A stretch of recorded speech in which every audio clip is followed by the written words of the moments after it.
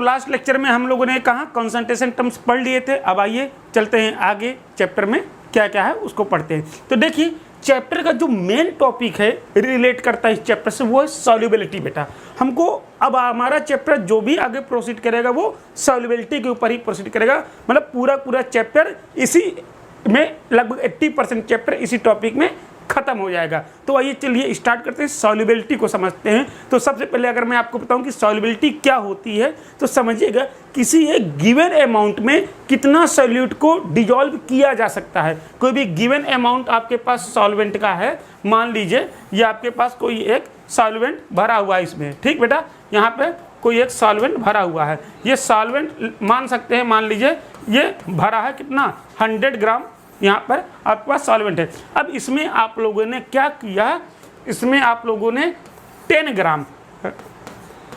ग्राम कोई भी solute dissolve किया। कितना डिजॉल्व किया?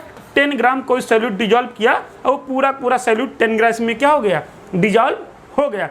अब आगे अगर मैं थोड़ा सा और मान लीजिए 2 ग्राम एक्स्ट्रा और यहाँ पे मैंने डिजॉल्व करने की कोशिश की, अब मैंने देखा कि 10 ग्राम तो घुल गया, लेकिन जैसे ही मैंने 2 ग्राम और एक्स्ट्रा डाला वो 2 ग्राम यहाँ पर प्रेसिपिटेट हो गया। 2 ग्राम क्या हो गया बेटा, यहाँ पर प्रेसिपिटेट हो गया, मतलब ये अनडिजॉल्व रहा। क्या रहा बेटा? अनडिजॉल्व्ड रहा, ठीक है ना, अनडिजॉल्व रहा। इट मीन्स इसकी जो सॉल्युबिलिटी होगी वो कितनी होगी बेटा, 10 ग्राम होगी पर 100 ग्राम ऑफ सॉल्वेंट। समझ में आया?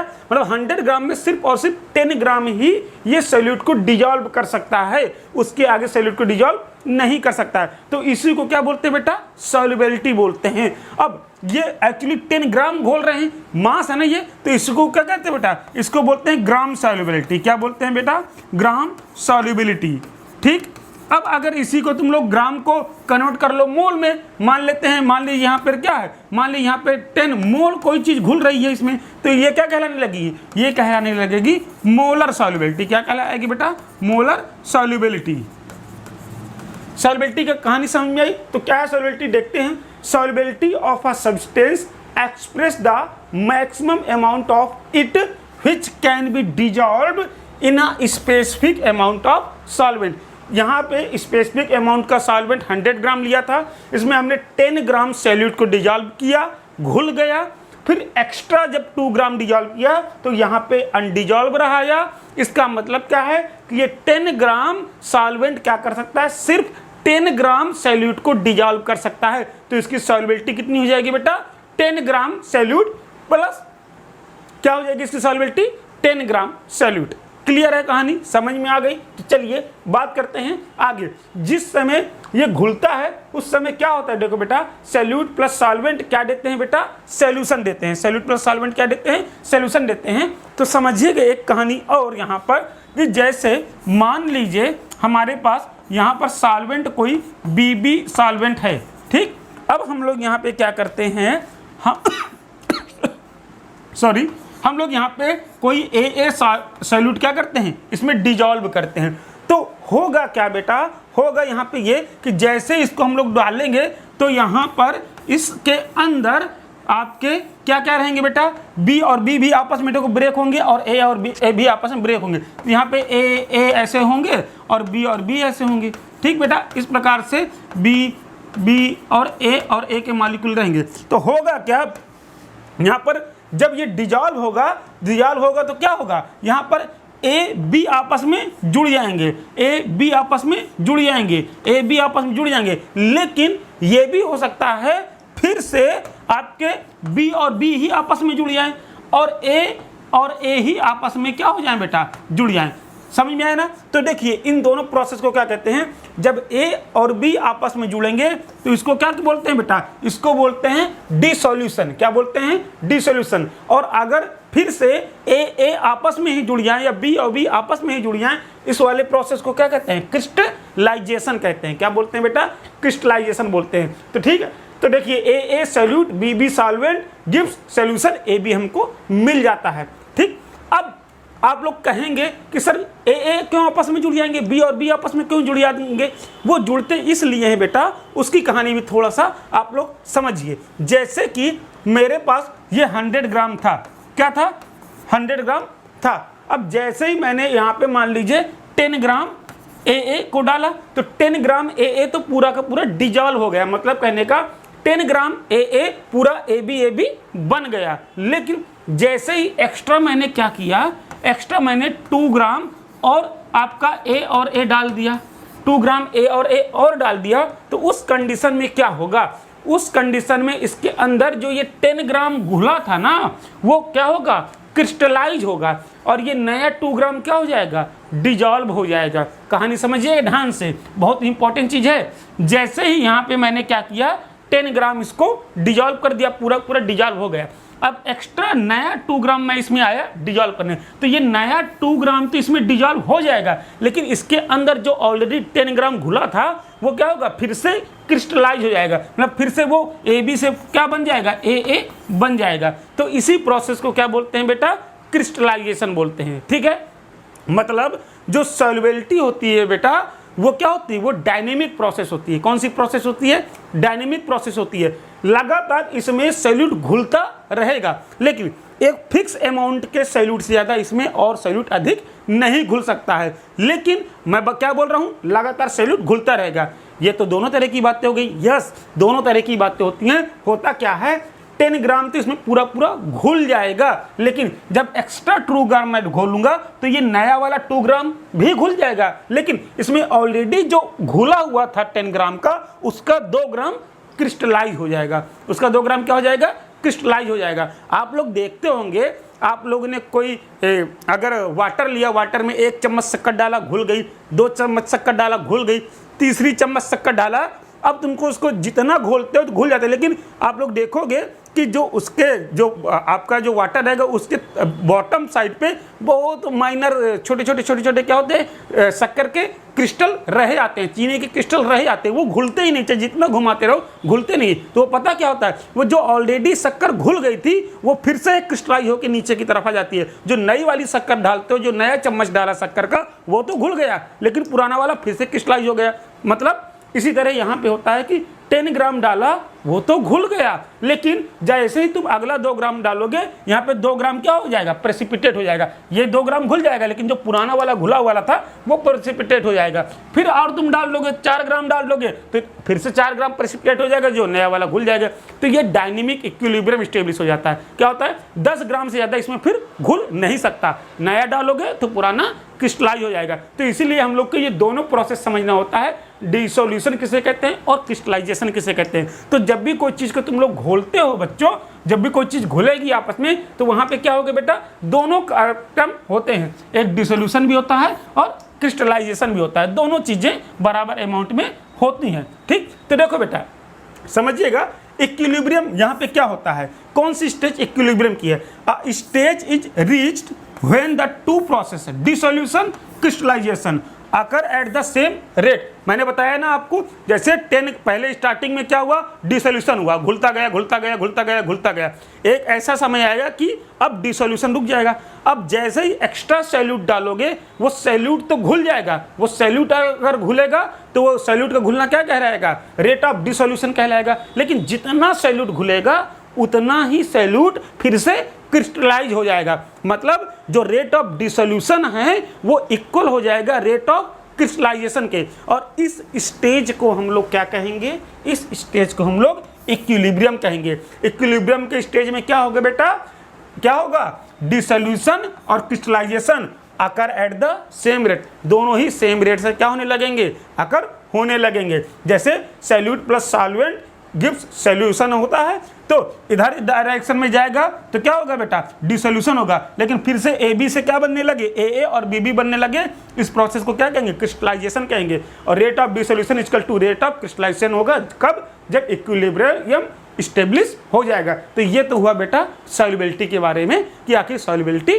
क्या होती है। इस चीज को बस समझिएगा, डिसोल्यूशन और क्रिस्टलाइजेशन क्या होता है। ठीक, इसको कॉपी कीजिए, फिर नेक्स्ट देखें। ठीक, ओके।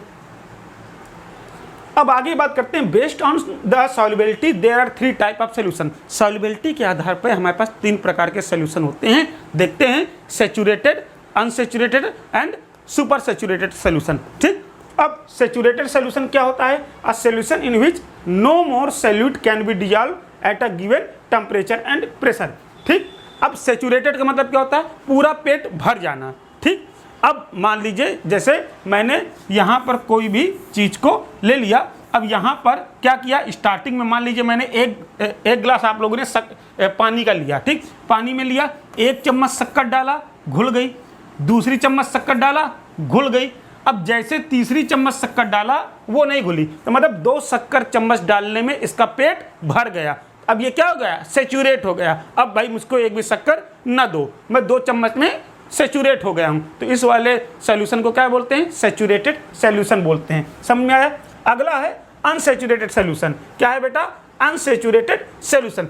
अनसेचुरेटेड सॉल्यूशन क्या होता है, अनसेचुरेटेड सॉल्यूशन में क्या होगा, जैसे यहाँ पे क्या था, ये आपका 2 स्पून क्या होगा, या 2 ग्राम, आप एक स्पून में 1 ग्राम आ रहा था, 1 ग्राम घोला, घुल गई, 2 ग्राम दूसरा वाला चम्मच लेके आया, 2 ग्राम घोला, घुल गई, लेकिन तीसरा जब लेके आया तीसरा ग्राम नहीं घुला, 2 ग्राम में सेचुरेट हो गया। लेकिन अगर सिर्फ तुम इसमें 1 ग्राम डिजोल्व किए तो अभी क्या है, इसका पेट खाली है, अभी क्या है, इसका पेट खाली है। अब इसमें और ज़्यादा सॉल्यूट हम लोग डिजोल्व कर सकते हैं, मोर सॉल्यूट कैन डिजोल्व, ठीक। तो यहाँ पे अ सॉल्यूशन दैट कंटेन ये गलत लिखा हुआ है, यहाँ पे क्या होगा बेटा, a solution that contain excess, solution क्या कर सकता है बेटा, मोर सॉल्यूट को जब डिजोल्व कर ले, क्या कर ले, solution can dissolve more solute, क्या कर ले बेटा, मोर सॉल्यूट। उस वाले प्रोसेस को क्या कहेंगे, उस वाले स्टेज को क्या कहेंगे, अनसेचुरेटेड सॉल्यूशन बोलेंगे। सुपर सेचुरेटेड क्या होगा,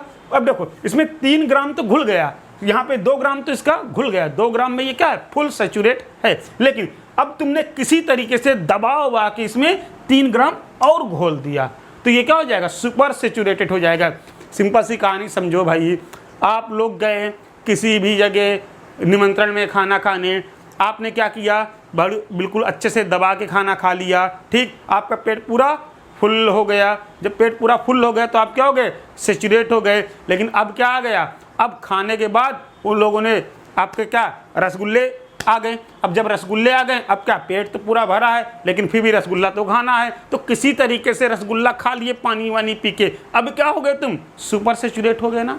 समझ में आया, सेचुरेशन और सुपर सेचुरेशन क्या है, और अनसेचुरेशन क्या है, आपके पास एक पूड़ी आई, एक पूड़ी खा लिए, अभी दूसरी पूड़ी भी खाने की इच्छा है, उस समय आप क्या हैं, अनसेचुरेटेड हैं। तो यही है बेटा सेचुरेशन, अनसेचुरेशन और सुपर सेचुरेशन, बस खत्म कहानी। कोई डाउट है, नहीं है, कॉपी कर लें, आगे बढ़ लें। ओके, अब बात करते हैं हम लोग factor affecting solubility of solute in a liquid. वो कौन कौन से फैक्टर होते हैं बेटा जो सॉल्युबिलिटी को इफेक्ट करते हैं, मतलब जिनके कारण हम लोग सॉल्युबिलिटी को बढ़ा सकते हैं या तो घटा सकते हैं। उसके बाद कई फैक्टर्स हैं हमारे पास, उन फैक्टर्स को भी हम लोग आगे पढ़ते हैं, ठीक बच्चों। तो चलिए उन फैक्टर्स के लिए हम लोग, पहला फैक्टर है nature of solute and solvent. क्या है, nature of solute and solvent. दूसरा फैक्टर क्या है, टेम्परेचर का। तीसरा फैक्टर क्या है, प्रेशर का। मतलब ये 3 ही ऐसे फैक्टर हैं जो सॉल्युबिलिटी को इफेक्ट करेंगे। हर टाइप की सॉल्युबिलिटी के लिए हमको इन 3 फैक्टर की स्टडी करनी है। अब आगे का चैप्टर पूरा इन्हीं पे चलेगा, ठीक। तो चलिए हम लोग बात करते हैं अब अपने पहले टाइप के सॉल्यूशन की। हमने 3 टाइप के सॉल्यूशन बोला था पढ़ने के लिए, तो पहले टाइप का सॉल्यूशन क्या है, factor affecting solubility of solid in liquid. मतलब किसी भी लिक्विड में जब सॉलिड को डिजॉल्व करते हो, तो वो सॉलिड को जब डिजॉल्व करोगे तो उसकी जो सॉल्युबिलिटी होगी बेटा, वो किन किन फैक्टर पे डिपेंड करेगी। डिपेंड तो करेगी सिर्फ इनके ऊपर, किनके ऊपर डिपेंड करेगी, 1, 2 एंड 3। तो ये तीनों फैक्टर को एक एक करके हमको पढ़ना है कि इन फैक्टर से कैसे जब लिक्विड में सॉलिड डिजॉल्व करोगे कैसे उसकी सॉल्युबिलिटी इफेक्ट करेगी, घटेगी कि बढ़ेगी कि कुछ इफेक्ट नहीं होगा, उन सब चीज़ों को स्टडी करते हैं। तो देखिए पहला फैक्टर क्या था, nature of solid and solvent. तो पहले फैक्टर में हम लोग क्या देखेंगे कि आखिर नेचर क्या है सॉलिड एंड सॉल्वेंट का। अगर देखो बेटा, अगर दोनों वो सेम नेचर के हुए तब तो बड़े अच्छे से घुल जाएंगे। सिंपल सी बात है ना यार, आप लोग देखते हो जो क्रिकेटर होते हैं उनकी फ्रेंडशिप तुरंत हो जाती है, जो मतलब कहने के ज़्यादा घुमक्कड़ लड़के होते हैं उनकी फ्रेंडशिप अलग हो जाती है, जो पढ़ने वाले होते हैं उनकी फ्रेंडशिप अलग हो जाती है, जो डांसर लोग रहते हैं उनका ग्रुप अलग हो जाता है। ऐसा ही होता है ना, क्लासों में ऐसे ही तो बढ़ जाते हैं बच्चे, कि नहीं बढ़ जाते। जो जैसे नेचर का होता है वो अपने ही नेचर वाला बंदा दोस्त बनाता है कि नहीं बनाता है। ये थोड़ी ना कि एक बंदा इंजॉय करने वाला है, मस्ती करने वाला, वो पढ़ने वाले बच्चे के साथ दोस्ती कर ले, उसको साथ दोस्ती कर ही नहीं पाएगा। तो ऐसे ही सेम इनके साथ भी होता है। ये क्या होते हैं बेटा, जो सेम नेचर के होंगे ना वही आपस में ज़्यादा घुलेंगे। यही क्या होता है, nature of solid and solvent. देखो लो बेटा, every solid does not dissolve in a given liquid, मतलब हर एक सॉलिड हर एक लिक्विड में डिजॉल्व नहीं होता है। ठीक, sodium chloride sugar dissolve readily in water, लेकिन naphthalene and anthracene do not dissolve in water. देखो ये तो डिजॉल्व हो जाते हैं, लेकिन नेफ्थलीन और एंथ्रासिन डिजॉल्व नहीं होते हैं। ठीक, बट ये डिजॉल्व किस में हो जाते हैं, बेंजीन में डिजॉल्व हो जाते हैं। तो इसका मतलब क्या है बेटा, दो टाइप के आपके सब्सटेंस होते हैं, एक पोलर सब्सटेंस होता है, एक नॉन पोलर सब्सटेंस होता है। तो देखो बेटा, एक थंब रूल याद कर लो, लाइक डिजॉल्व लाइक, जो जैसा है उसको घोलेगा, लाइक डिजॉल्व लाइक। तो पोलर आपस में बहुत अच्छे से घुलते हैं, नॉन पोलर आपस में बहुत अच्छे से घुलते हैं। जैसे ये नेफ्थलीन और एंथ्रासिन नॉन पोलर हैं, ऑर्गेनिक कंपाउंड है, बट वाटर आपका क्या है, पोलर कंपाउंड है, तो ये वाटर में नहीं घुलते हैं, लेकिन बेंजीन के लिक्विड में घुल जाते हैं, क्योंकि बेंजीन का लिक्विड क्या होता है, नॉन पोलर होता है। समझ में आई कहानी। तो मतलब पोलर में घुलेगा, नॉन पोलर में घुलेगा। थंब रूल याद कर लो, लाइक डिजॉल्व लाइक। तो ये पहला नेचर आपको समझ में आ गया। ठीक, कॉपी कर सकते हैं आप इसे। ओके, नेक्स्ट चलते हैं। नेक्स्ट आगे बढ़ते हैं, इफेक्ट ऑफ टेम्परेचर। टेम्परेचर का सॉल्युबिलिटी में क्या इफेक्ट पड़ेगा, बहुत इंपॉर्टेंट कॉन्सेप्ट है, बहुत इंपॉर्टेंट। तो देखिए, अब आपको अगर जनरल वे से मैं बताऊं, अगर मेरे पास मान लीजिए कोई भी चीज़ है, जैसे यहाँ पे क्या है, ये 100 ग्राम हमारे पास सॉल्वेंट है, हमने इस पे सैल्यूट 10 ग्राम सैल्यूट डिजॉल्व कर दिया। ठीक, अब जब मैं इसमें अगला 10 ग्राम डिजॉल्व करने गया, देखो बेटा 10 ग्राम इसमें मैंने क्या किया, डिजॉल्व कर लिया, घुल गया अच्छे से। ठीक, इसकी सॉल्युबिलिटी क्या हो गई, 10 ग्राम AA इन 100 ग्राम H2O। 100 ग्राम H2O में 10 ग्राम सैल्यूट डिजॉल्व हो रहा है, तो इसकी सॉल्युबिलिटी इतनी हो गई। अब देखो, अब मैंने इसमें 20 ग्राम डिजॉल्व किया, कितना डिजॉल्व किया, 20 ग्राम डिजॉल्व किया। 20 ग्राम जब डिजॉल्व किया तो इसमें 10 ग्राम तो घुल गया, क्योंकि इसकी सॉल्युबिलिटी कितनी है, 10 ग्राम की है। लेकिन जो 10 ग्राम है वो 10 ग्राम यहाँ पे क्या हो गया, प्रेसिपिटेट हो गया। 10 ग्राम यहाँ पे क्या हो गया, प्रेसिपिटेट हो गया, मतलब अनडिजॉल्व है। तो ये बताइए, अगर मैं इसको गर्म कर दूं, अगर मैं इसको क्या कर दूं, गर्म कर दूं, तो ये जो 10 ग्राम प्रेसिपिटेट हुआ है ये घुल जाएगा। ये क्या हो जाएगा, घुल जाएगा। आप लोग के दिमाग में यही तो आता है कि गर्म कर दोगे तो चीज़ें जल्दी घुल जाएंगी, बट ऐसा है नहीं, बट ऐसा है नहीं। अगर तुम इसको गर्म कर दिया, देखो यहाँ पे अगर इसको तुमने हीट दे दिया तो हो सकता है कि ये जो 10 ग्राम प्रेसिपिटेट है ये घुल जाए, लेकिन ये भी हो सकता है कि इसमें जो 10 ग्राम घुला हुआ है और 10 ग्राम अनडिजॉल्व है, पता चले वो जो 10 ग्राम घुला था ना वो भी प्रेसिपिटेट हो गया। मतलब अब इसमें सिर्फ 8 ग्राम घुला रह गया, 2 ग्राम और प्रेसिपिटेट हो गया। ले भाई, अब इसकी सॉल्युबिलिटी घट के 8 ही ग्राम रह गई, पहले कितनी थी, 10 ग्राम थी। अब मैंने इसको गर्म कर दिया तो अब इसके में जो ऑलरेडी 10 ग्राम घुला था वो भी प्रेसिपिटेट हो गया, अब इसकी सॉल्युबिलिटी 8 ही ग्राम बची। हम निकले थे किस लिए, हम निकले थे ये बेटा जो ऑलरेडी अनडिजॉल्व इसको डिजॉल्व करने, और बाद में पता चला भैया जो डिजॉल्व था वो भी हाथ से निकल गया। तो दोनों कंडीशन पॉसिबल हैं। कैसी, दोनों कंडीशन, डिजॉल्व ज़्यादा भी हो जाएगा और क्या पता चले और कम हो जाए उसकी सॉल्युबिलिटी, दोनों कंडीशन पॉसिबल है। अब आप कहेंगे ये कैसे होगा, ये होगा ऐसे कि आप लोग को थोड़ा सा थर्मोडायनेमिक का भी इस्तेमाल करना आना चाहिए, थर्मोडायनेमिक का भी पता होना चाहिए। तो होता क्या है, डेल्टा H ऑफ सॉल्यूशन मतलब इंथैल्पी चेंज ऑफ सॉल्यूशन किन किन चीज़ों के ऊपर डिपेंड करती है। ठीक, तो इंथैल्पी चेंज ऑफ सॉल्यूशन बेटा डिपेंड करती है किसके ऊपर, एक लैटिस इंथैल्पी, दूसरा हाइड्रेशन इंथैल्पी। लैटिस इंथैल्पी क्या होती है, लैटिस जो क्रिस्टल्स होते हैं सॉलिड के, तो क्रिस्टल हो गए क्योंकि हम लोग लिक्विड में सॉलिड घोल रहे हैं, जो सॉलिड के क्रिस्टल होते हैं बेटा, उन क्रिस्टल्स को तोड़ने में जितनी एनर्जी लगती है उसको क्या कहते हैं, लैटिस एंथैल्पी कहते हैं। उसको क्या कहते हैं, लैटिस एंथैल्पी कहते हैं। और वो जब क्रिस्टल टूट जाते हैं किसमें, आयंस में, पॉजिटिव आयंस में या निगेटिव आयंस में टूटेगा, तो जो वाटर का मॉलिक्यूल रहेगा उस आयंस को चारों तरफ से घेर लेगा। जब वो चारों तरफ से घेर लेगा तो कुछ अमाउंट पे एनर्जी रिलीज होगी, तो वो जो एनर्जी रिलीज होती है उसको हाइड्रेशन एनर्जी कहते हैं। कहानी समझ में आ गई यहाँ तक। ठीक, तो जो change in enthalpy of solution रहेगा, इन दोनों एनर्जी का सम रहेगा, इन दोनों एनर्जी का क्या रहेगा, सम रहेगा। अब इन दोनों एनर्जी के ऊपर ही डिपेंड करेगा कि बेटा इसको जब आप गर्म करोगे इसकी सॉल्युबिलिटी बढ़ जाएगी, ये सॉल्युबिलिटी घट जाएगी। तो आइए देखते हैं कैसे अब आगे इसको कॉपी कर सकते हैं आप लोग। चलिए, तो देखिए मैंने पहला केस लिया हुआ है। पहला केस क्या लिया हुआ है, मेरे पास वाटर है, वाटर में मैं क्या डिजॉल्व कर रहा हूँ, CaCO3, मतलब कैल्शियम कार्बोनेट में इसमें डिजॉल्व कर रहा हूँ। आप लोग वैसे जनरली देखे ही होंगे, कभी भी जब आप लोग चूना जानते हैं ना, चूना कैल्शियम कार्बोनेट, चूने पे अगर आप लोग पानी डाल दोगे या उसको फुलाओगे चूने को, तो देखोगे थोड़ी देर बाद वो जो चूना रहेगा वो उबलने लगता है। क्या करने लगता है, उबलने लगता है। सबके घर में पेंटिंग वगैरह कभी ना कभी हुई होगी, आप लोगों ने देखा ही होगा कि जब भी पानी और चूने को आपस में मिला के आप लोग घोलते हो तो थोड़ी देर में क्या होता है, वो पूरा सोल्यूशन गर्म हो जाता है, हीट कर जाता है और उबलने लगता है। उबलने लगता है कि नहीं उबलने लगता है? तो देखो वो क्यों उबलने लगता है, उसके पीछे की वजह जानते हैं, कारण जानते हैं। ठीक, तो देखो इनिशियली क्या करेंगे, इनिशियली CaCO3 का क्रिस्टल रहेगा मेरे पास, तो उस क्रिस्टल को तोड़ने के लिए मुझको कुछ ना कुछ उसको एनर्जी देनी पड़ेगी। ठीक, मुझको क्या करनी पड़ेगी, उसको एनर्जी देनी पड़ेगी। तो क्या कहेंगे बेटा, इनिशियली उस क्रिस्टल को तोड़ने के लिए मुझको उसको एनर्जी देनी पड़ी, और जितनी भी एनर्जी देनी पड़ेगी वही क्या होगी, उसकी चेंज इन लैटिस एंथैल्पी होगी। मैं मान लीजिए, आप लोग मान लीजिए इसको मैंने एनर्जी यहाँ पे दी, कितनी एनर्जी दी, इसको मैंने एनर्जी यहाँ पे दे दी, मान लीजिए 100 जूल। एक नॉर्मल डेटा लिए ले रहा हूँ, ये पक्का डेटा नहीं है, एक समझाने के लिए। मान लीजिए हमने इसके क्रिस्टल को तोड़ने के लिए 100 जूल एनर्जी दे दी, 100 जूल क्या कर दी, एनर्जी दे दी। अब क्या हुआ, इसने ये क्या किया बेटा, ये एब्जॉर्ब एनर्जी है। अब इसने क्या किया, इस एनर्जी को एब्जॉर्ब कर लिया ना अपने अंदर, क्या कर लिया, एब्जॉर्ब कर लिया।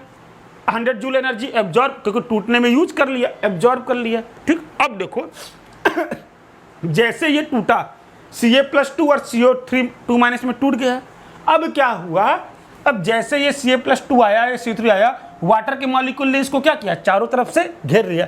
जब ये वाटर के मॉलिक्यूल इसको चारों तरफ से घेरेंगे तो ये एनर्जी क्या करेंगे, रिलीज करेंगे, एनर्जी बाहर निकलेगी। यहाँ पे तो एनर्जी देंगे हम, ये एब्जॉर्ब करेगा, लेकिन इस वाली जगह पे एनर्जी क्या होगी, रिलीज होगी। एनर्जी क्या होगी, यहाँ पे रिलीज होगी। अब मान लो जब वाटर के मॉलिक्यूल ने इसको घेरा तो ये हाइड्रेशन एनर्जी कितनी रिलीज हुई, हाइड्रोजन एनर्जी, जो हाइड्रेशन एनर्जी थी ये रिलीज हो गई आपकी कितनी, ये रिलीज हो गई 150 जूल। कितनी रिलीज हो गई, 150 जूल। अब देखिए इसने लिया तो 100 था, लेकिन रिलीज कितनी कर दी, 150 जूल रिलीज कर दी। कहानी समझ में आ गई, कहानी समझ में आ गई। तो देख सकते हैं आप लोग, देख सकते हैं मैंने दिया था इसको 100 जूल, इसने रिलीज कितनी कर दी, 150 जूल। तो ये बताओ इसने अपने अंदर से, समझ लें ध्यान से, 100 जूल लिया, 150 जूल रिलीज कर दिया, तब इसने अपने अंदर से, ये पूरा सिस्टम अपने अंदर से 50 जूल, अपने अंदर से कितना बेटा, 50 जूल एनर्जी अपने अंदर से रिलीज कर दिया कि नहीं रिलीज कर दिया, अपने अंदर से क्या किया, 50 जूल एनर्जी क्या कर दिया, रिलीज कर दिया कि नहीं कर दिया, कर दिया ना। अब मान लो ये कोई सिस्टम था, ये कोई सिस्टम था, ठीक। अब ये कोई सिस्टम था, इसके पास मान लो 100 जूल एनर्जी थी इनिशियली स्टार्टिंग में। अब इसने क्या कर दिया, अब इसने सिस्टम में देखो, सिस्टम ने क्या किया है, 50 जूल एनर्जी रिलीज कर दी है। तो अब इसने इनिशियल एनर्जी इसके पास क्या थी, 100 जूल थी इनिशियल एनर्जी। अब इसने क्या किया, 50 जूल रिलीज कर दिया। क्या किया है बेटा, 50 जूल रिलीज कर दिया। तो अब इसके पास फाइनल एनर्जी कितनी बचेगी, फाइनल एनर्जी बचेगी 50 जूल। ये कौन सी हो गई, ये हो गई फाइनल एनर्जी।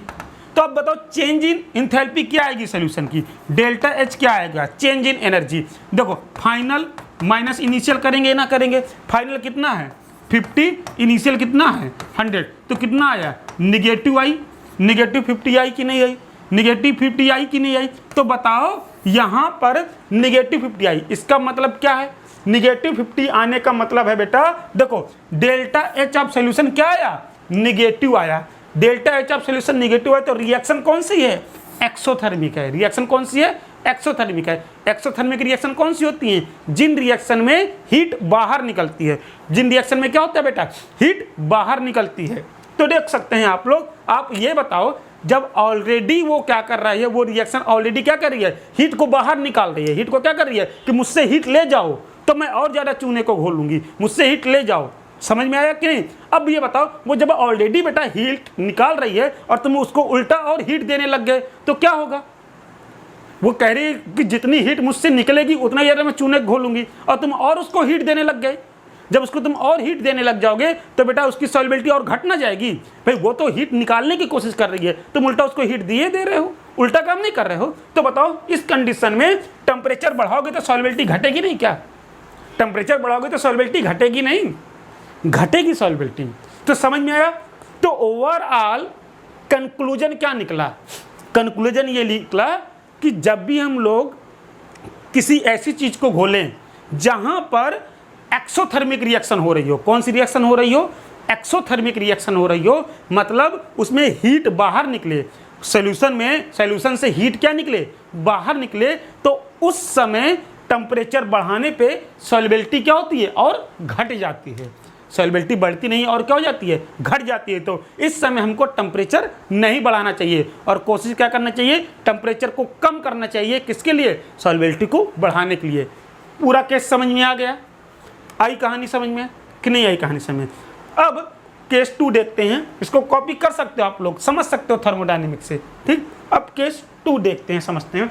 अब केस 2 में मैं KNO3 डिजॉल्व करता हूँ। ठीक, अब इसमें भी क्या करूँगा, अब इसमें भी मैंने एनर्जी दी।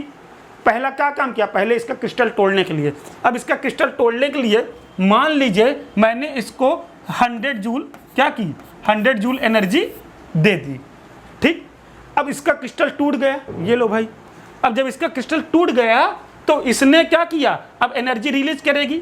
एनर्जी क्या होगा बेटा, रिलीज होगा। अब एनर्जी कितना रिलीज हो गया, मान लो इसने सिर्फ और सिर्फ यहाँ पे 70 जूल एनर्जी को रिलीज कर दिया। कितना रिलीज कर दिया, 70 जूल एनर्जी को रिलीज कर दिया मैंने 100 था, इसने निकाला कितना, 70 जूल। अभी भी इसने क्या किया है, अभी भी इसने क्या किया है, 30 जूल एनर्जी ऐड कर लिया अपने अंदर कि नहीं ऐड कर लिया? भाई मैंने 100 जूल दिया, इसने मेरे को वापस कितनी दी, सिर्फ 70 जूल वापस दी ना। इसने क्या किया, 30 जूल एनर्जी अपनी इंटरनल एनर्जी में ऐड कर लिया। समझे कहानी? अब मान लीजिए इसके पास इनिशियली 100 जूल एनर्जी थी। कितनी थी, मान लीजिए 100 जूल एनर्जी थी इनिशियली 100 जूल एनर्जी थी। ये क्या थी, इनिशियल एनर्जी थी।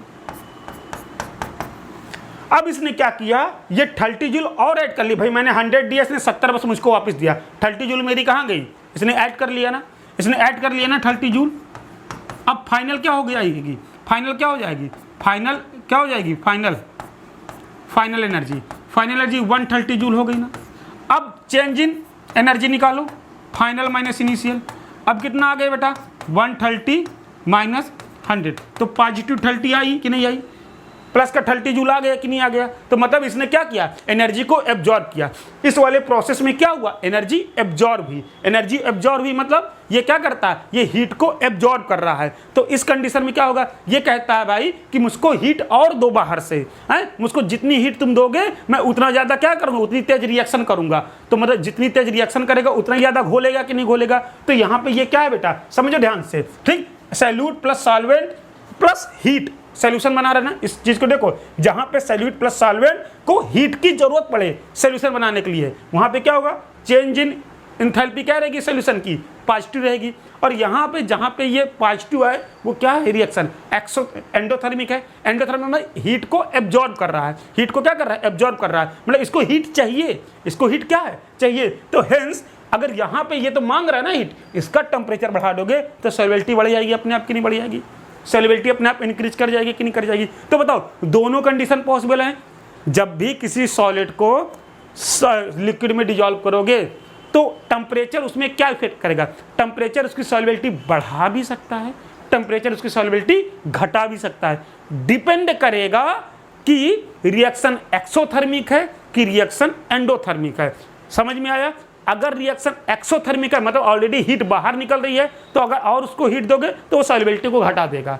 बट अगर रिएक्शन एंडोथर्मिक है, अगर आप लोग बाहर से एनर्जी उसको दोगे तो सॉल्युबिलिटी को बढ़ा देगा। आपको सिर्फ यही इसमें दिमाग में अपने पूरा रखना है, कंक्लूजन इसका एंडोथर्मिक और एक्सोथर्मिक कंक्लूजन दिमाग में रखना है। उस हिसाब से आपको बताना है कि भैया टेम्परेचर का इफेक्ट क्या पड़ेगा। तो ये हुआ सेकंड केस। ठीक, चलिए आगे आता हूं मैं, थर्ड केस भी डिस्कस करता हूं। थर्ड केस भी है। थर्ड केस क्या है बेटा? थर्ड केस है अगर NH4NO3 को तुम लोग डिजॉल्व किए, घुल गए वो, अब इसको अगर तुम लोग टेम्परेचर दे रहे हो, अभी मैंने दो केस डिस्कस किए, या तो सॉल्युबिलिटी बढ़ेगी या तो सॉल्युबिलिटी घटेगी, बट यहाँ पे ऐसा कुछ नहीं होता। यहाँ पे अगर तुमने टेम्परेचर दिया तो ना तो सॉल्युबिलिटी बढ़ेगी ना तो सॉल्युबिलिटी घटेगी, मतलब ये फिक्स रहेगी इसकी सॉल्युबिलिटी। तीसरा केस भी होता है, इसकी सॉल्युबिलिटी में कोई फर्क नहीं पड़ता है, तुम चाहे टेम्परेचर बढ़ाओ या टेम्परेचर घटाओ या टेम्परेचर में कुछ भी चेंज करो, इसकी सॉल्युबिलिटी में फर्क पड़ने वाला नहीं है। टेम्परेचर इंक्रीज करो या डिक्रीज करो, सॉल्युबिलिटी नो इफेक्ट। ऐसा क्यों होता है? ऐसा इसलिए होता है क्योंकि ये क्या होता है? पॉलीमॉर्फस होता है। क्या होता है? पॉलीमॉर्फस होता है। जिस टेम्परेचर पे इसको रखोगे ये उस टेम्परेचर के हिसाब से अपना रूप बदल लेगा। ये क्या करेगा? उस टेम्परेचर के हिसाब से अपना रूप बदल लेगा। ये अल्फा वाले लूप में था, अब ये बीटा वाले में आ जाएगा। तो टेम्परेचर चेंज होने पे ये अपने रूप बदलता रहता है, इसीलिए इसकी सॉल्युबिलिटी में कोई फर्क नहीं पड़ पाता है। तो ये तीसरा केस भी हो सकता है। ठीक, तो टेम्परेचर बढ़ाने पे बेटा क्या हो सकता है? अगर किसी भी सॉल्यूशन को आप लोग टेम्परेचर दोगे, मतलब हीट दोगे, तो तीनों केस पॉसिबल है। या तो सॉल्युबिलिटी बढ़ जाएगी, या तो सॉल्युबिलिटी घट जाएगी, या तो कोई भी चेंज नहीं होगा। ठीक, समझ में आई? कॉपी कर इसको भी। आगे देखते हैं, ये बेटा सॉल्युबिलिटी कर्व है। क्या है? सॉल्युबिलिटी कर्व है। इस सॉल्युबिलिटी कर्व में आप लोग देख सकते हैं, इधर टेम्परेचर बढ़ा रहे हैं, इधर ग्राम ऑफ सॉल्यूट सॉल्युबिलिटी बढ़ रही है। यहाँ पे आप लोग देख सकते हो कि देखो ये ग्राफ ऊपर की ओर जा रहा है, मतलब क्या हो रहा है? यहाँ पर इसकी सॉल्युबिलिटी बढ़ रही है। यहाँ पे देखो ये जो ग्राफ नीचे की ओर आ रहे हैं, जो ग्राफ नीचे की ओर है, मतलब उनकी सॉल्युबिलिटी क्या हो रही है बेटा? उनकी सॉल्युबिलिटी आपकी क्या हो रही है? घट रही है। और जो स्ट्रेट लाइन दिख रही हैं वहाँ पे कांस्टेंट है। ठीक, तो ये कंटिन्यूअस सॉल्युबिलिटी कर्व है। अच्छा, एक इस तरह का भी कहानी हो सकती है कि पहले इनिशियली तो सॉल्युबिलिटी बढ़े, लेकिन एक फिक्स वैल्यू आने के बाद सॉल्युबिलिटी क्या होने लगती है बेटा? घटने भी लगती है। इसको क्या कहते हैं पता? ट्रांजिशन फेस बोलते हैं। क्या बोलते हैं? ट्रांजिशन फेस बोलते हैं। Solubility so irregular behaviour with increase in temperature. ऐसा भी देखा गया है प्रैक्टिकली, जैसे Na2SO4। यहाँ पे इनिशियली इसकी सॉल्युबिलिटी बढ़ेगी, बट यहाँ पे पहुँचने के बाद अब इसकी सॉल्युबिलिटी क्या होने लगेगी? घटने लगेगी। तो ये ग्राफ भी आप लोगों से पूछ सकता है, देन आप लोग इसको भी कॉपी कर लीजिए। ठीक, ओके। अब आते हैं थर्ड, देखते हैं effect of pressure.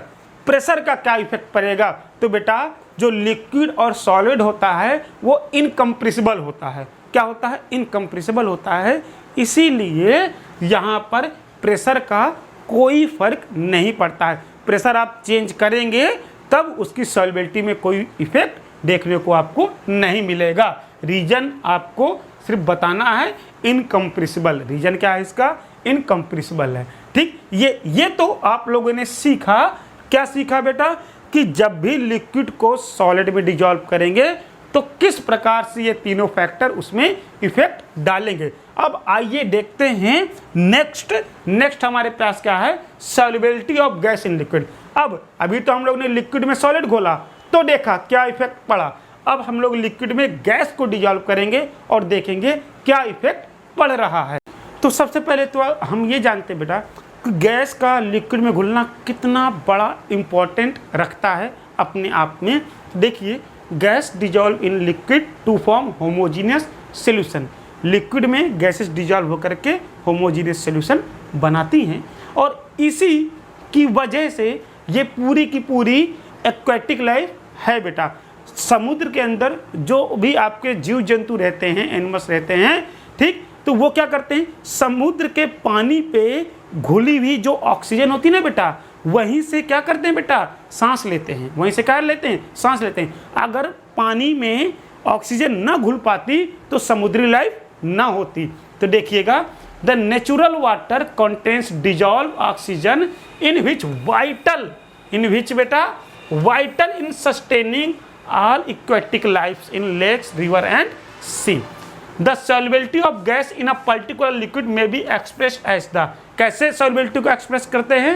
Volume of the gas that contain dissolve in a fixed volume of the liquid to form saturated solution at a given temperature। और इसकी solubility को हम लोग मोल फ्रैक्शन से या मोलरिटी से भी क्या कर सकते हैं, एक्सप्रेस कर सकते हैं।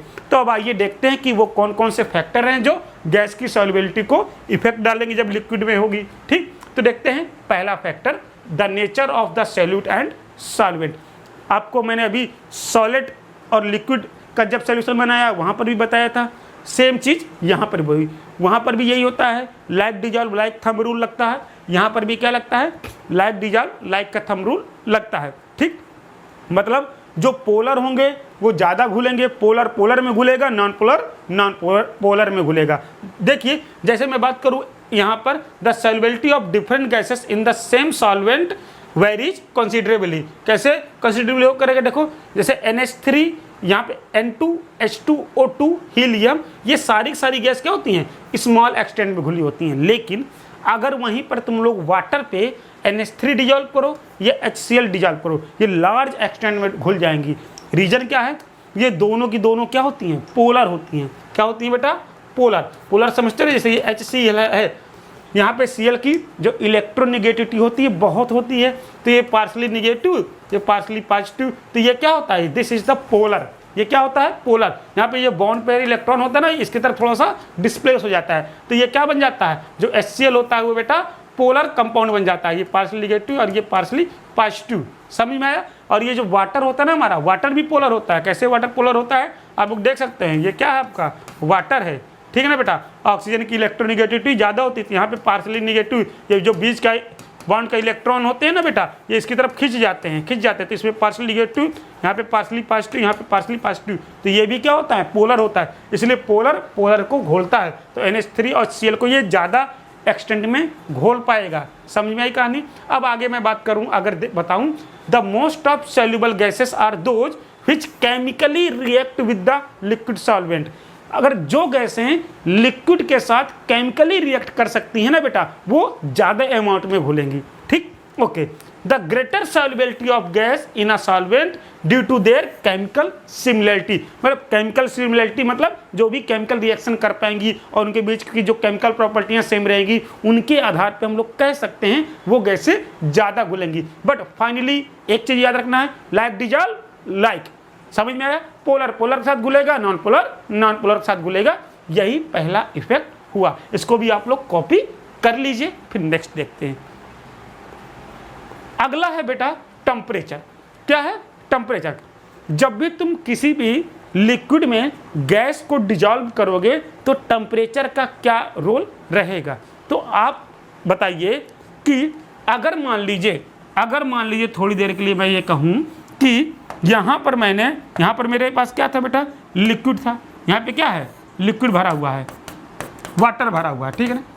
अब इस वाटर में कुछ अमाउंट में मान लो गैस भरी हुई, गैस घुल गई, कुछ मैंने किसी भी तरीके से इसमें गैस घोल लिया। ठीक, अब क्या होगा, अब मैं इसमें क्या कर रहा हूं, अब मैंने इसको मान लीजिए क्या दिया, अब मैंने इसको दे दिया कुछ हीट। अब ये बताओ आप, जैसे ये को मैंने हीट दिया तो ये जो आपके गैस के मॉलिक्यूल है, यहाँ पे ये गैस के मॉलिक्यूल कुछ हीट एब्जॉर्ब करेंगे कि नहीं करेंगे। अब आप ही बताओ, हीट एब्जॉर्ब करने के बाद इनकी जो काइनेटिक एनर्जी रहेगी, क्या रहेगी बेटा, काइनेटिक एनर्जी, क्या वो इंक्रीज नहीं करेगी।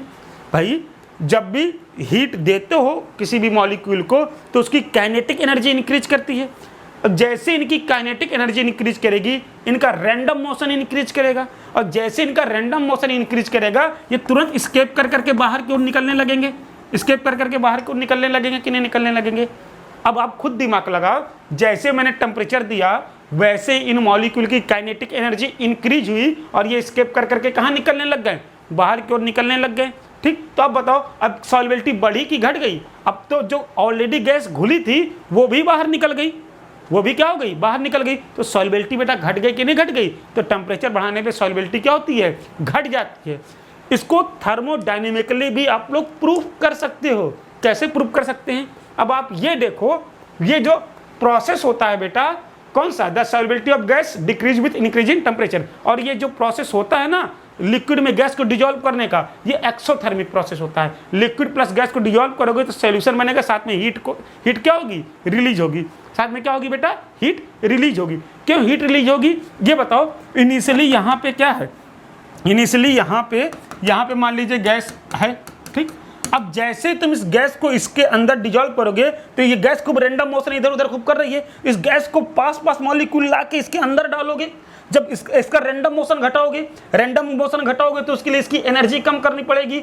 एनर्जी कम करनी पड़ेगी तो मतलब क्या होगा, हीट रिलीज होगी कि नहीं रिलीज होगी, तभी तो ये एक्सोथर्मिक है, तभी तो ये क्या है, एक्सोथर्मिक है। मतलब गैस को इसके अंदर डाला तो इसकी एंट्रोपी कम किया ना तुमने, इसकी एंट्रोपी कम किया, एंट्रोपी कम किया तो इसकी हीट कम होगी, इसका रैंडम मोशन कम होगा, काइनेटिक एनर्जी कम होगी। काइनेटिक एनर्जी कम कैसे होगी, जब हीट बाहर निकल जाएगी। तो हीट बाहर निकल जाएगी कि नहीं, तो ये प्रोसेस कैसा है, एक्सोथर्मिक प्रोसेस है कि नहीं।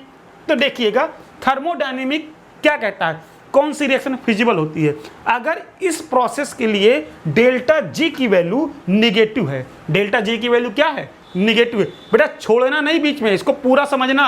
जिन बच्चों को थर्मोडायनेमिक में नहीं भी आती वो भी ट्राई करो, एक बार दो बार करके देखना, आपको जरूर समझ में आ जाएगा, छोड़ मत देना। हालांकि आप लोग को सिर्फ दिमाग में मैं यहीं से आप लोग बता सकते हो, ठीक है ना, लेकिन फिर भी जरूरत है इसकी आगे के लिए, आपको थर्मोडायनेमिक का इस्तेमाल करना आना चाहिए हर जगह, ठीक। तो सुनिएगा फिर से, थर्मोडायनेमिक क्या कहती है, किसी भी प्रोसेस के लिए डेल्टा जी की वैल्यू निगेटिव होनी चाहिए। तो बताओ डेल्टा जी की वैल्यू कब निगेटिव होगी, तो इस वाले प्रोसेस में बताना डेल्टा एच ऑफ सोल्यूशन भी निगेटिव है। अरे भाई अभी भी मैंने तुमको पिछले टॉपिक में सिखाया ना कि अगर यहाँ पर हीट बाहर निकल रही है, क्या हो रही है बेटा, हीट बाहर निकल रही है तो एक्सोथर्मिक रिएक्शन है। तो जब हीट बाहर निकलेगी तो क्या होगा बेटा, सिस्टम के अंदर की हीट बाहर निकल गई ना, तो फाइनल माइनस इनिशियल करेंगे ना, फाइनल कम हो जाएगी, इनिशियल ज़्यादा रहेगी तो निगेटिव आएगा कि नहीं। तो चेंज इन सोल्यूशन एंथैल्पी क्या आएगी, निगेटिव आएगी। अब ये बताओ आप लोग, पहले ये रैंडम खूब इधर उधर घूम रही थी, रैंडम क्या हो रही थी, इधर उधर घूम रही थी। अब इसकी एंट्रोपी भी कम हो गई, अब क्या हो गई, इसकी एंट्रोपी भी कम हो गई। तो पहले एंट्रोपी ज़्यादा, इनिशियल एंट्रोपी ज़्यादा, फाइनल एंट्रोपी कम, तो फाइनल माइनस इनिशियल करेंगे तो एंट्रोपी भी निगेटिव आएगी, एंट्रोपी भी निगेटिव आएगी। एंट्रोपी क्या होती है पता है, रैंडमनेस। एंट्रोपी क्या होती है, रैंडमनेस, भागना दौड़ना। तो पहले ये भाग रही थी, जैसे इस लिक्विड के अंदर आ गई एंट्रोपी कम हो गई, मतलब फाइनल एंट्रोपी इसकी कम हो गई, इनिशियल एंट्रोपी ज़्यादा थी, फाइनल माइनस इनिशियल करेंगे चेंज के लिए फाइनल माइनस इनिशियल करेंगे तो निगेटिव वैल्यू आएगी। डेल्टा एच की भी निगेटिव वैल्यू आई और डेल्टा एस की भी निगेटिव वैल्यू आई कि नहीं आई। तो अब देखिए जो फार्मूला होता है delta G equal to delta H minus T delta S होता है। अब यहाँ पे ये वैल्यू भी निगेटिव है और इस डेल्टा एस की वैल्यू भी क्या है बेटा, निगेटिव है। तो देखो इसका निगेटिव और ये ऑलरेडी जो फॉर्मूले में निगेटिव है, ये निगेटिव मिलके क्या बना लेंगे, निगेटिव मिलके पॉजिटिव बना लेंगे कि नहीं बना लेंगे। अब ये बताओ इसमें से हमको लाना क्या है, डेल्टा जी को निगेटिव लाना है। तो डेल्टा जी निगेटिव के लिए क्या करना पड़ेगा, इस पॉजिटिव वाली वैल्यू को कम करना पड़ेगा, इस पॉजिटिव वाली वैल्यू को कम करना पड़ेगा। अब एंट्रोपी के साथ तो कोई खिलवाड़ कर नहीं सकते, तो हम लोग क्या काम कर सकते हैं, इस टेम्परेचर को अगर हम लोग क्या कर दें, अब इस टेम्परेचर को जितना कम से कम करेंगे ये पॉजिटिव वैल्यू उतनी कम से कम होगी। अरे भाई इसका 2 का मल्टीप्लाई इसमें करोगे और अगर तुमने 1 का मल्टीप्लाई कर दिया तो 1 का मल्टीप्लाई करोगे तो ये पॉजिटिव वैल्यू छोटी आएगी, 2 का मल्टीप्लाई कर दोगे तो पॉजिटिव वैल्यू बड़ी आ जाएगी कि नहीं आ जाएगी। तो बेटा बताओ मुझको नेगेटिव वैल्यू लाने के लिए क्या करना पड़ेगा, इसको क्या करना पड़ेगा, इसको ज़्यादा होना पड़ेगा और इस टेम्परेचर को क्या होना पड़ेगा, कम होना पड़ेगा कि ये पॉजिटिव वैल्यू क्या हो जाए, तुम्हारी पॉजिटिव वैल्यू डिक्रीज कर जाए। जब पॉजिटिव वैल्यू कम होगी, नेगेटिव वैल्यू ज़्यादा होगी, तब ओवरऑल क्या रहेगा, तब ओवरऑल नेगेटिव वैल्यू आएगी कि नहीं आएगी। जब नेगेटिव वैल्यू आएगी तभी तो रिएक्शन स्पॉन्टेनियस होगी, तभी तो गैस लिक्विड में डिजॉल्व होगी। तो इस प्रोसेस के लिए डेल्टा जी की वैल्यू क्या होनी चाहिए, निगेटिव। और यहाँ से प्रूफ भी हो गया ना कि टेम्परेचर को घटाना पड़ेगा। अगर टेम्परेचर तुम बढ़ा दोगे, अगर तुमने टेम्परेचर बढ़ा दिया, इंक्रीज कर दिया, तो ये पॉजिटिव वैल्यू बढ़ जाएगी, तो प्लस और माइनस को घटाओगे तो प्लस आ जाएगा, तब तो डेल्टा जी निगेटिव नहीं आया, तब तो ये रिएक्शन स्पॉन्टेनियस नहीं होगी ना। तो थर्मोडायनेमिक्स से भी हम लोग समझ सकते हैं कि भैया क्या समझ सकते हैं कि डेल्टा जी की वैल्यू निगेटिव होएगी तब जब टेम्परेचर कम से कम होगा, हालांकि फिर भी इसका इस्तेमाल नहीं है, लेकिन आप लोग का सोचने का नजरिया तो बदला। सोचने के नज़रिए को बदलो। हम लोग को केमिस्ट्री हर जगह थर्मोडायनेमिक का इस्तेमाल करके तो देखो, सब कुछ सॉल्व हो जाता है थर्मोडायनेमिक से, ठीक। हालांकि फिर भी आपको ये वाला तो समझ में आ ही गया होगा। अगर ये ना समझ में आया होगा कि भैया जैसे टेम्परेचर बढ़ाओगे इसमें एनर्जी ऑब्जॉर्व करेगा, काइनेटिक एनर्जी बढ़ेगी, स्केप करके बाहर निकल जाएंगे तो सॉल्युबिलिटी घट जाएगी। तो करना क्या है कि टेम्परेचर क्या करता है बेटा, टेम्परेचर बढ़ाने से ऑलवेज सॉल्युबिलिटी क्या होती है गैस की, डिक्रीज होती है। ऑलवेज सॉल्युबिलिटी गैस की डिक्रीज होगी। कहानी समझ में आ गई, कॉपी कर सकते हो आप इसको भी, ठीक। अब बात करते हैं इफेक्ट ऑफ प्रेशर की। किसकी बात करते हैं, इफेक्ट ऑफ प्रेशर की। The solubility of gas increases with increase of pressure, ठीक। तो यहीं पे सिंपल सी बात है। आप ये बताओ, आप प्रेशर लगा के, अब देखो जैसे यहाँ पर ये आपका लिक्विड है, यहाँ पे ये गैस भरी हुई है, ठीक। ये गैस क्या है, भरी हुई है। अब यहाँ पे गैस का क्या है बेटा, रैंडम मोशन ज़्यादा है तो ये अंदर डिजॉल्व नहीं हो पाएगी। लेकिन जैसे ही तुमने इसके ऊपर और वेट रख दिया, 3 वेट रख दिया, अब ये पहले इतना बड़ा वॉल्यूम था इसके पास, अब बताओ अब ये वॉल्यूम छोटा हो गया कि नहीं छोटा हो गया। अब इस छोटे से वॉल्यूम में ज़्यादा गैस आ गई, तब गैस की एंट्रोपी कम हो गई, तो अब गैस की एनर्जी कम हो गई। जब गैस की एनर्जी कम हो गई तो ये आसानी से घुल जाएगी कि नहीं घुल जाएगी। तो हम लोग क्या कर सकते हैं, जितना ऊपर से प्रेशर बिल्डअप करेंगे उतना उसका क्या होगा, वॉल्यूम कम होता जाएगा, उसकी जो एनर्जी होगी वो कम होती जाएगी और वो क्या होगी, गैस धीरे धीरे करके लिक्विड में डिजॉल्व होती चली जाएगी। तो देखो, since there is dynamic equilibrium the number of gas molecules entering the solution is equal to the number of dissolve molecules leaving the solution phase. यहाँ पे क्या हो रहा है, कुछ जितने जा रहे हैं इसके अंदर घुल रहे हैं उतने ही फिर बाहर निकल रहे हैं। ये एक इक्विलिब्रियम स्टेबिलिश है यहाँ पे, ठीक। लेकिन increase the number of gaseous particles पर unit volume over the solution. अब इसमें क्या कर दिया, वेट रख के नंबर ऑफ पार्टिकल्स इंक्रीज कर दिया पर यूनिट वॉल्यूम में। तो देखो, as a result the more molecules will be strike. अब ज्यादा से ज्यादा मॉलिक्यूल स्ट्राइक करेंगे सरफेस पे of the liquid and hence more molecules will dissolve and the solubility of gas will increase. हालांकि इस चीज को डिटेल एक्सप्लेनेशन किया था हेनरी ने। किसने, हेनरी ने। अब इसी को जो इफेक्ट ऑफ प्रेशर है किसके लिए, जब गैस को लिक्विड में डिजॉल्व करते हैं, इसको बेहतरीन तरीके से एक्सप्लेन किया है कि इन्होंने, हेनरी ने। उसी को हम लोग कहते हैं हेनरी लॉ। तो अगला टॉपिक हमारा है हेनरी लॉ। आइए उसको अंडरस्टैंड करते हैं, देन आपको ये इफेक्ट भी बहुत अच्छी तरीके से समझ में आ जाएगा, ठीक। तो ये है हेनरी लॉ। हेनरी ने क्या बताया था, हेनरी ने बताया था बेटा, the mass of a gas dissolved per unit volume of the solvent at a constant temperature is directly proportional to the pressure of the gas in equilibrium with the solution। समझ में आया, मतलब कहने का कि जो भी प्रेशर, जो भी आपका मास लिक्विड में डिजॉल्व होगा वो डायरेक्टली प्रोपोर्शनल होगा उस लिक्विड सरफेस के ऊपर कितना प्रेशर अप्लाई हो रहा है। समझिएगा इस चीज़ को ध्यान से कि जैसे आपके पास यहाँ पे कोई लिक्विड है, यहाँ पे क्या है बेटा, कोई लिक्विड है और यहाँ पे इस लिक्विड पे कुछ गैस के मॉलिक्यूल घुले हैं कुछ मास के, और कुछ गैस देखिए यहाँ पे है, ठीक बेटा, कुछ गैस क्या है इस जगह पे है। तो देखो ये गैस इस लिक्विड की सरफेस में जितना प्रेशर अप्लाई करेगी, जितना प्रेशर अप्लाई करेगी उतना ही इस गैस का मास क्या होगा, घुला रहेगा। ये बताया था हेनरी ने। तो देखो फिर से समझिए एक बार इसका law, the mass of gas dissolve per unit volume of the solvent at a constant temperature is directly proportional to the pressure of the gas in equilibrium with the solution. Equilibrium में, अब देखो जैसे equilibrium establish हुआ ना, यहाँ पे जैसे equilibrium establish था ना, अब यहाँ पे जितना मॉलिक्यूल इससे में अंदर स्ट्राइक कर रहे थे उतने मॉलिक्यूल एस्केप कर रहे थे। तो ये क्या हो गया बेटा, इक्विलिब्रियम स्टेब्लिश हो गया ना। तो जब इक्विलिब्रियम स्टेब्लिश हो गया उस समय ये वाली जो गैस ऊपर है ना इक्विलिब्रियम में, ये गैस जितना इसके ऊपर प्रेशर अप्लाई करेगी उतना ही गैस इसके अंदर घुली रहेगी। मतलब ये ऊपर का प्रेशर ज़्यादा होगा तो अंदर घुली हुई गैस भी ज़्यादा होगी, ऊपर का प्रेशर कम होगा तो अंदर घुली हुई गैस भी कम होगी। यही है हेनरी का लॉ। तो उन्होंने बताया कि mass of gas directly proportional to the P. Proportionality sign हटाएंगे तो क्या आ जाएगा, एक इक्वलिटी का साइन आ जाएगा और एक कांस्टेंट आ जाएगा के, व्हेन के इज द प्रोपोर्शनैलिटी कांस्टेंट। ठीक, ये तो था हेनरी का लॉ। लेकिन उसी टाइम एक और साइंटिस्ट थे, Dalton, during the same period. Dalton ने इस लॉ को थोड़ा सा मॉडिफाई किया। आपकी जो एनसीईआरटी में लॉ लिखा है हेनरी का, वो डाल्टन के द्वारा मॉडिफाई करके जो लॉ दिया गया था ना, वही लॉ है दिया है। ठीक है, समझिए ध्यान से, इसमें डाल्टन ने क्या मॉडिफाई किया। डाल्टन ने बेटा इसमें मॉडिफाई ये किया, the mole fraction of gas in the solution is proportional to the partial pressure of the gas over the solution. उन्होंने इसको मॉडिफाई करके क्या बताया कि इसके अंदर घुली हुई जो गैस है उसका मोल फ्रैक्शन अभी भी आपको मैंने पढ़ाया था ना पिछले लेक्चर पे कंसंट्रेशन टर्म में। तो इन्होंने मास ना लेकर के क्या लिया, मोल फ्रैक्शन लिया। अब मोल फ्रैक्शन ही क्यों लिया, बिकॉज मोल फ्रैक्शन बेटा सबसे इजी कंसंट्रेशन टर्म होता है, टेम्परेचर के ऊपर डिपेंड नहीं करता है।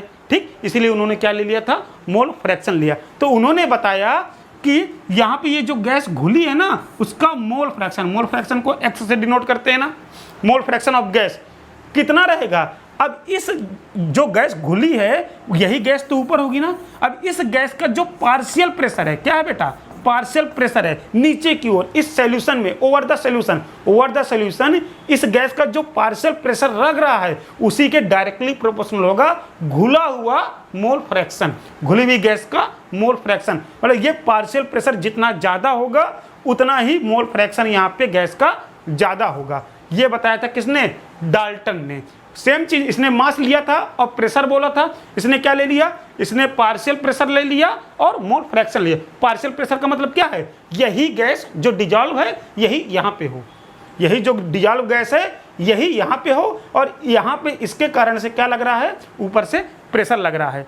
ठीक, समझ में आ गया। तो the mole fraction of the gas in the solution is proportional to the partial pressure of the gas over the solution. तो यहाँ पे mole fraction is directly proportional to the partial pressure आ गया। ठीक, अब देखो फिर से प्रोपोर्शनलिटी साइन हटाएंगे तो क्या आ जाएगा, एक कांस्टेंट आया के डैश, वहां पे क्या है, यहाँ पे K dash equal to P into P आया। ठीक, अब हमने जब पी की वैल्यू निकाली तो इसको डिवाइड में लेके आए 1/k इंटू एक्स। एक्स क्या है, मोल फ्रैक्शन ऑफ गैस। अब ये 1/k को ही हम लोग क्या बोलते हैं, KH बोलते हैं, हेनरी कांस्टेंट बोलते हैं। इसको नहीं बोलते हैं हेनरी कांस्टेंट ना। यहाँ पे जो हमारा आया क्या बेटा, यहाँ पे हमारा जो आया था, यहाँ पे ये जो आया ना 1/k, इसको हम लोग बोलते हैं KH, Henry constant. KH is called Henry's law constant. तो यहाँ पर अब हेनरी लॉ आप लोगों को आई थिंक समझ में आया। पहले हेनरी ने बताया कि मास के डायरेक्टली प्रोपोर्शनल होगा, ये प्रेशर अप्लाइड के डायरेक्टली प्रोपोर्शनल होगा डिजॉल्व मास गैस का। इन्होंने क्या बताया, पार्शियल प्रेशर के डायरेक्टली प्रोपोर्शनल होगा मोल फ्रैक्शन किसका, डिजॉल्व गैस का।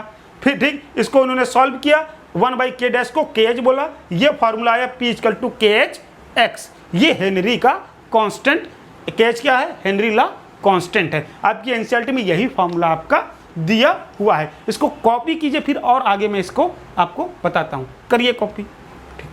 अब देखिएगा आगे, अब आगे देखिएगा 10 हेनरी लॉ में भी अल्टरनेटली बी स्टेटेड एज।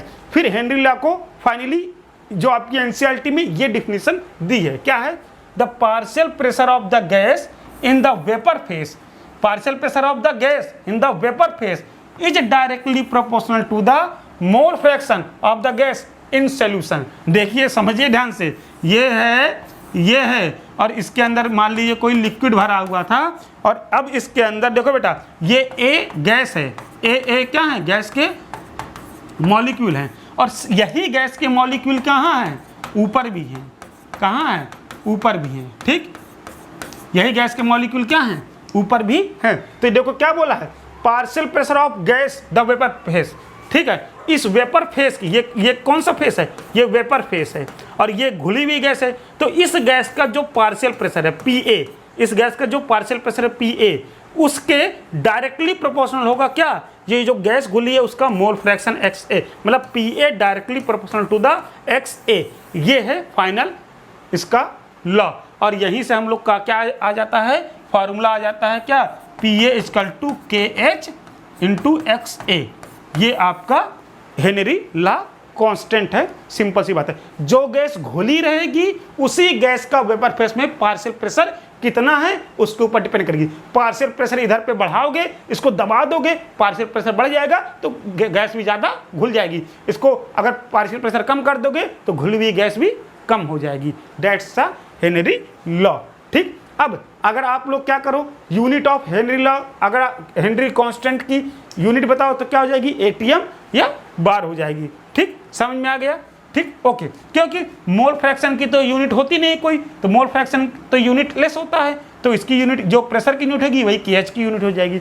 अब रिलेशन देखो क्या होगा, डायरेक्टली प्रोपोर्शनल है ना प्रेशर और मोल फ्रैक्शन, तो मोल फ्रैक्शन और पार्शियल प्रेशर में डायरेक्टली प्रोपोर्शनल, तो स्ट्रेट लाइन मिलेगी और ये स्लोप क्या होगा, स्लोप होगा KH। ठीक, सिंपल सा भाई। ये क्वेश्चन क्या है, y = mx है ना, और प्लस c, यहाँ पे प्लस c क्या है, प्लस c 0 है, 0 है, तो यहाँ से इक्वेशन ये स्ट्रेट लाइन मिलेगी कि नहीं मिलेगी।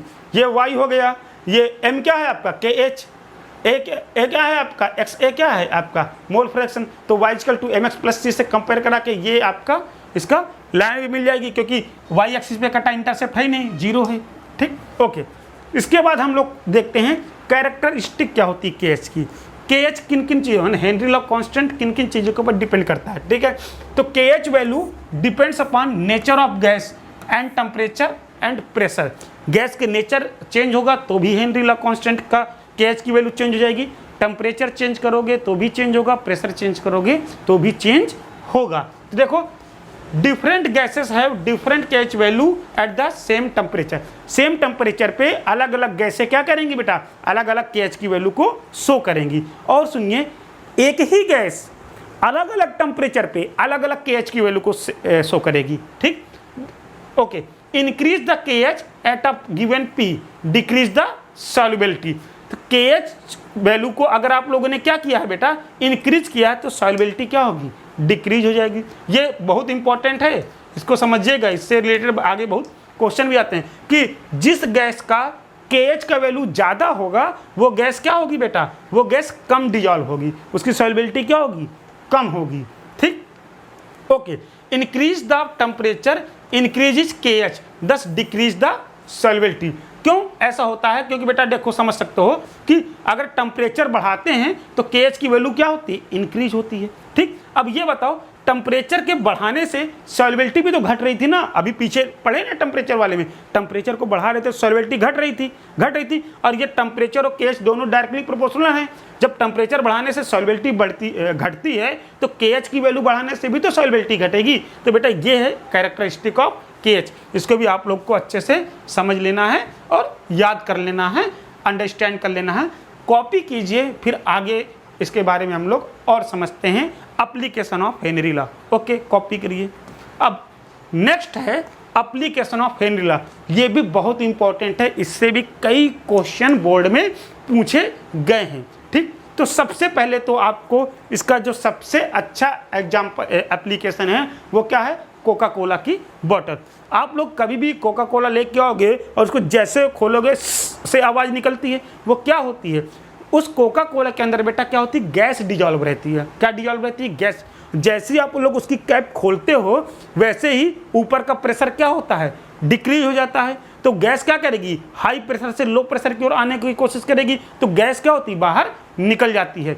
और इसी तरीके से जब आप लोग तुरंत अगर कोका कोला पूरा पी लिए तो ठीक है, अच्छा लगेगा, लेकिन अगर आप लोग उसको 1 घंटे के लिए खुला रख दोगे, 1 घंटे बाद कोका कोला अगर पियोगे तो उसका बहुत घटिया स्वाद हो जाता है, बिल्कुल वो नॉर्मल लगेगा। क्यों, क्योंकि उसके अंदर घुली हुई जो गैस थी वो तो पूरी बाहर निकल गई, अब क्या बचा, अब उसमें कुछ नहीं बचा। ठीक, इसीलिए जब भी हम लोग खोलते हैं तो सीधे पी लेते हैं, ज़्यादा देर तक के लिए इसको रखते नहीं हैं। ठीक, ऐसा क्यों होता है, देखो, टू इंक्रीज, देखो पहला application, to increase the solubility of CO2 in soft drinks and soda water the bottle is sealed under high pressure. ठीक, तो जितना हाई प्रेशर में उसको सील करेंगे उतनी ही ज़्यादा CO2 उसके अंदर क्या रहेगी, डिजॉल्व रहेगी। तो ज़्यादा CO2 डिजॉल्व करने के लिए हमको ज़्यादा प्रेशर अप्लाई करना पड़ेगा। सिंपल सा है, ये पहला एप्लीकेशन यहाँ पे हेनरी लॉ लगता है। कहाँ पे, जितने भी कोक आपके आते हैं उन सब में CO2 डिजॉल्व करते हैं हाई प्रेशर पे, और हाई प्रेशर पे उसको क्या कर देते हैं, सील्ड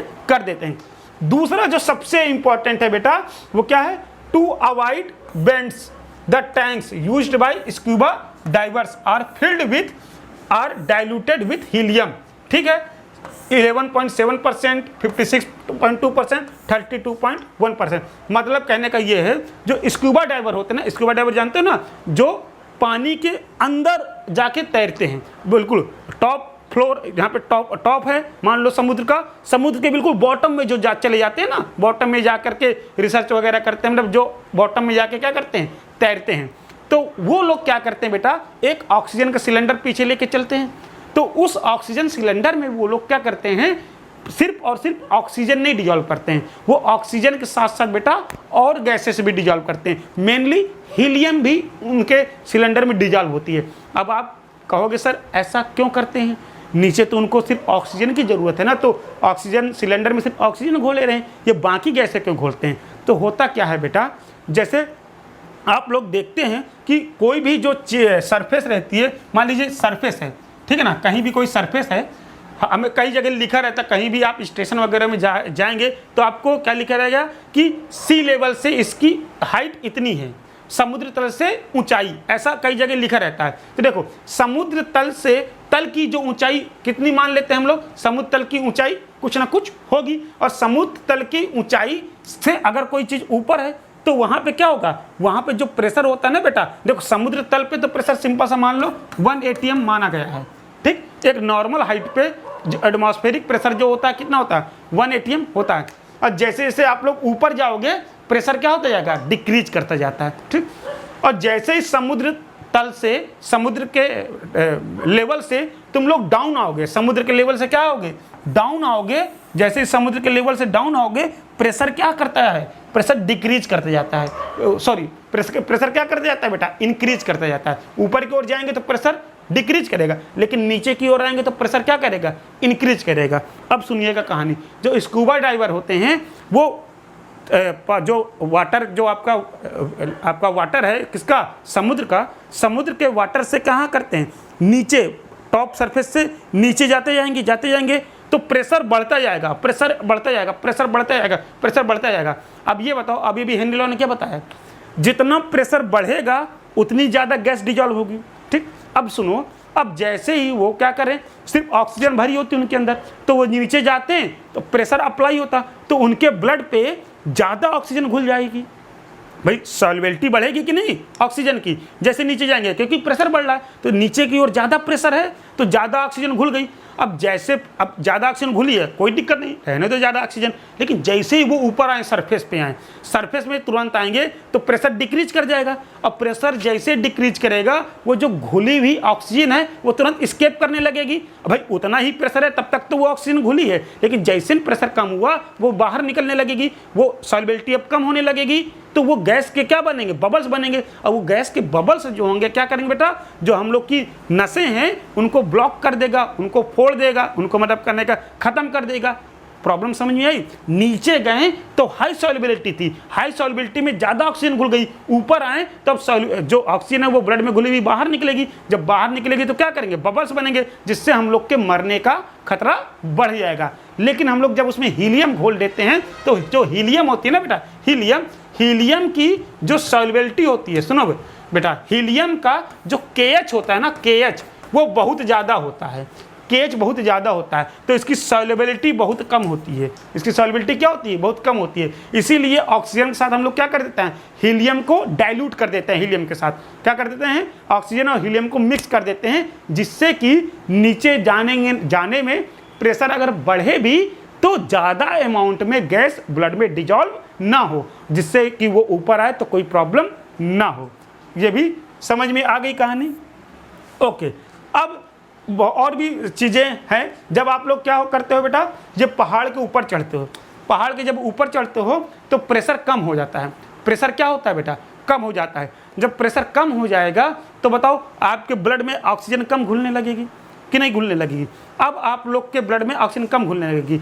अब देखो होता क्या है, इस चीज़ को और गौर से समझो कि हम लोग के जो एटमॉस्फेयर होता है उसमें सिर्फ 22% ऑक्सीजन होती है। तो जब हम लोग सांस लेते हैं एक बार में तो हमारे पास नाइट्रोजन, कार्बन डाइऑक्साइड और जो ऑक्सीजन होती है ना बेटा, ऑक्सीजन कुल 22% एटमॉस्फेयर में, तो 22% ही ऑक्सीजन हम लोग के अंदर जा पाती है। और जैसे ऊपर चले जाते हैं बेटा तो प्रेशर कम होता है। जब प्रेशर कम होता है तो हमारे बॉडी पे ऑक्सीजन की कमी हो जाती है, तब हम लोग ऑक्सीजन सिलेंडर का इस्तेमाल करते हैं। ऑक्सीजन सिलेंडर में क्या होती है बेटा, प्योर ऑक्सीजन होती है। अब हम लोग जब उसके थ्रू सांस लेंगे तो अब हमारे पास क्या जाएगी, सिर्फ प्योर ऑक्सीजन ही जाएगी। तो वो क्या करेगी, लेवल बना के रखेगी। समझ में आया? इसलिए जब ऊपर की ओर जाते हैं तो प्रेशर कम होता है, ऑक्सीजन गैस कम डिजॉल्व होती है, इसलिए ऑक्सीजन सिलेंडर को लेते हैं, उसके थ्रू हम लोग गैस को डिजॉल्व करते हैं और सांस लेते हैं। तो ये सारे एप्लीकेशन आपके किसके थे बेटा, हेनरी लॉ के एप्लीकेशन है। इनसे रिलेटेड भी बहुत क्वेश्चन आएंगे, आपको उनको भी करना है। तो आज का लेक्चर हम लोग यहीं समाप्त करते हैं। नेक्स्ट लेक्चर पे हम लोग स्टार्ट करेंगे वेपर प्रेशर से, राउट लॉ, और उसके बाद ideal and non ideal solution, और देन एजियोट्रॉप। नेक्स्ट लेक्चर का वेट कीजिए। और ये लेक्चर अच्छा लगा हो तो इसको लाइक कीजिएगा, सब्सक्राइब कीजिएगा, और अपने फ्रेंड्स के साथ भी इसको शेयर कीजिएगा। और अगर कहीं कोई भी प्रॉब्लम है तो कमेंट जरूर करिएगा।